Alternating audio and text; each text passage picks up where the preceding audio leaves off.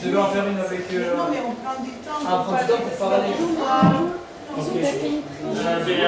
Oui, mais après les perles. Oui, après les perles. Oui, mais On enchaîne d'abord. Ouais, on enchaîne. on les enchaîne et après on discute. Parce qu'il y a des gens qui ont des questions. Là, moi je passe, après on amène Laetitia en bas, et après on ramène Théo en haut. Ben bien. Bien. Je pensais à une petite histoire. En fait, j'ai eu la vision d'un grand cheval et d'un tout petit bateau. Et le tout petit bateau, il regardait énormément de porno, mais à s'en défenestrer la bite. C'est un truc de fou. Et le grand cheval, il savait que le petit bateau, il avait plein de problèmes. Du coup, le grand cheval, il allait souvent essayer de voir petit bateau pour lui amener le désir d'aller voir des psys, des pros et tout. Trop de bites et c'était trop néfaste pour le petit bateau. Mais un jour, il y a un dinosaure qui est venu, on n'a jamais su son nom, et petit bateau, il avait vachement peur parce que le gros dinosaure, enfin, il était gros, mais en vrai pas tant, c'était 1m50, un truc comme ça. Et le gros dinosaure, du coup, il se baladait en ville, enfin, il se baladait en risque, quand il se baladait. Et il faisait peur à petit bateau parce que le hasard faisait qu'il se croisait hyper souvent. Et donc, petit bateau, il a commencé à croire qu'il était fou, c'était trop bizarre, la situation était assez intense, en même temps un peu perplexe. Enfin, ça m'a rendu un peu perplexe en tout cas quand j'ai entendu parler de ça. Donc Grand Cheval il a continué Enfin, Petit Bateau se confiait à Grand Cheval sur ce dinosaure qui venait, tout ça.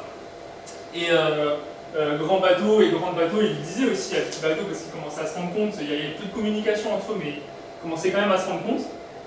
Donc, Petit Bateau, à un moment, après toutes ces pressions du dinosaure, après Grand Cheval, Grand Bateau et Grand Bateau, il s'est dit bon, allez, il faut que je fasse un truc.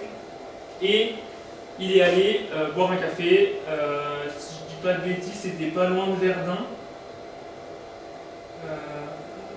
C'est mon parcours. Je connais pas tout le nom les noms de tous les cafés ici, mais ça doit être pas loin. Et dans ce café, parce que là, un petit cafouillis. Là c'est l'équerre. Vous voyez l'équerre, les règles. Donc, dans ce petit café, il prend son petit café et l'équerre s'assoit à sa table, il papote, tranquille, ça commence à parler d'eux profondément, ils parlent de leur enfance, ils parlent des arbres, ils parlent de choses assez touchantes pour eux, en tout cas, intimement, ça leur fait remonter beaucoup de choses.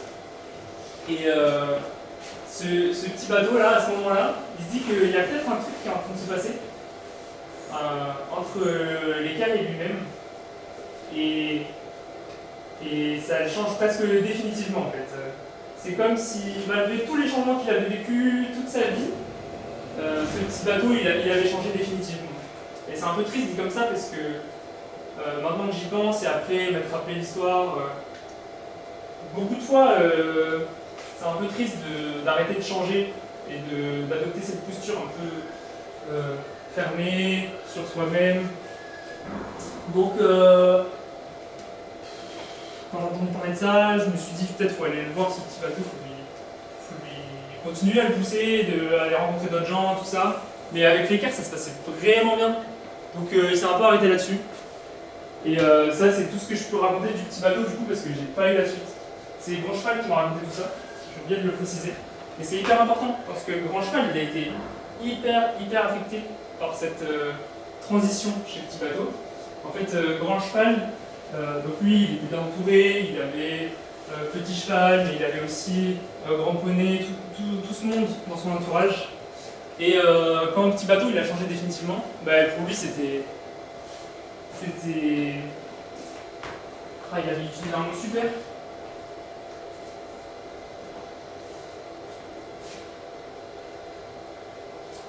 C'était un peu sublime pour lui parce que c'est un truc qu'il n'avait jamais vu avant, mais quand il me le racontait, il me disait que sur le moment, et avant d'y repenser, c'était quand même... c'était rude quoi, Enfin, Petit Bateau, il a quand même pris des distances. C'était vraiment un changement hyper important.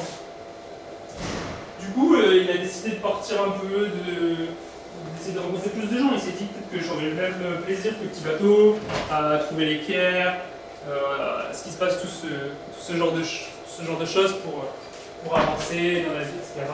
Il a envisagé de changer définitivement, mais lui aussi, et c'est d'ailleurs ce qui m'a influencé moi dans ma position quand je vous ai dit que je trouvais ça un peu triste.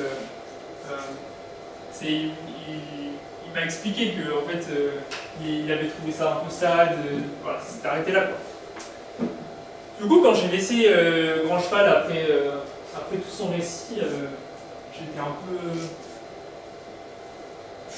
peu retourné aussi. Je pense que j'avais peut-être subi un peu la même chose que ce que lui il avait subi avec sa rupture avec Petit Bateau.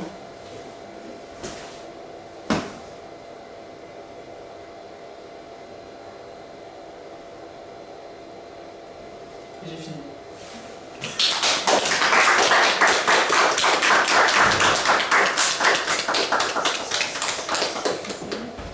La suite s'enchaîne. Et c'est la même chose. Non. C'est moi.